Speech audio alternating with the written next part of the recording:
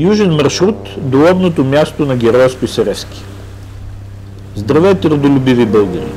Днес ще ви разкажем как да стигнете до лобното място на героя капитан Димитър Списаревски.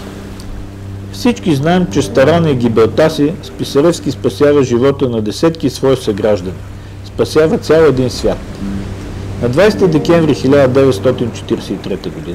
Спайча, както са го наричали неговите колеги пилоти, в 12 часа и 55 минути забива своя Месершмит в един от атакуващите София бомбардировачи Б-24 на височина 7000 метра. От челни удари взривилите се 3 тона бомби на борда, бомбардировачът се взривява 2 пъти и се разпада на 3 огромни части, които падат в района на крепостта Урлич, южно от село Панчарево.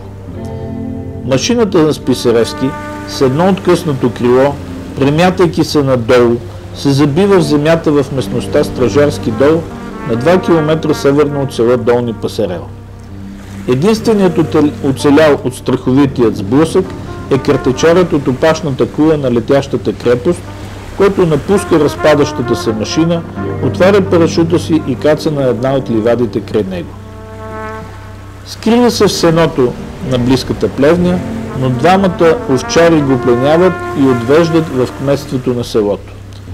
Останалите 9 души от американския екипаж загиват. За да посетим лобното място, трябва да изминем около 30 км по Самоковското шосе в посока язовир Искър.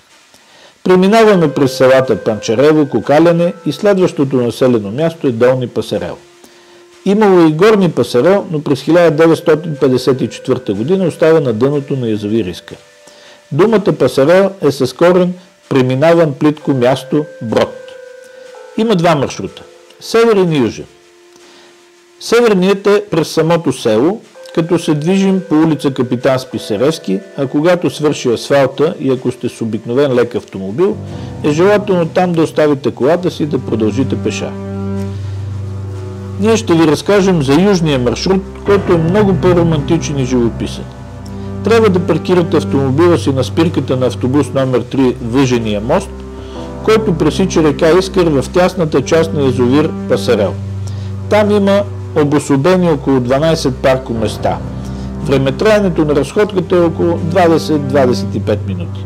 Виждате колко е красива гледката от моста. Веднъж стигнали до другия край на Въжения мост, срещу нас виждаме табелка с стрелка наляво, лобно място Списаревски. Тръгваме наляво по живописна пътечка, която обикаля язовира. След около 5 минути стигаме до вилната зона и тук, сред красивите къщи в гората, е дървена указателна стрелка. Тук има широка крайбрежна поляна, любимо място за плаж и риболов на софиянци.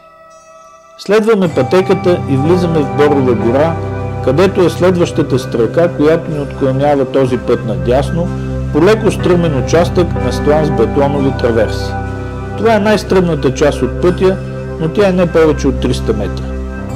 И така стигаме до следващия разклон и стрелка, която ни води наляво. Продължаваме по черния път и от дясната ни страна се появяват оградите на няколко къщи. Тук достигаме до кръстовището с 2 указателни стрелки, където се обединяват северния и южния маршрут. Поемаме наляво и след 500 метра стигаме до Стражарски дол, където е последната отбивка. Прескачаме малката рекичка и се спираме пред първата информационна табела, разказваща за въздушния бой на героя. Тръгваме надясно по пътеката нагоре и се спираме пред всяко от таблата, на които се разказва за живота и подвига на Спайча. След няколко минути сме на входа на лобното място. Виждате, че всичко наоколо е направено с доброволен труд и средства на хора, за които България е над всичко.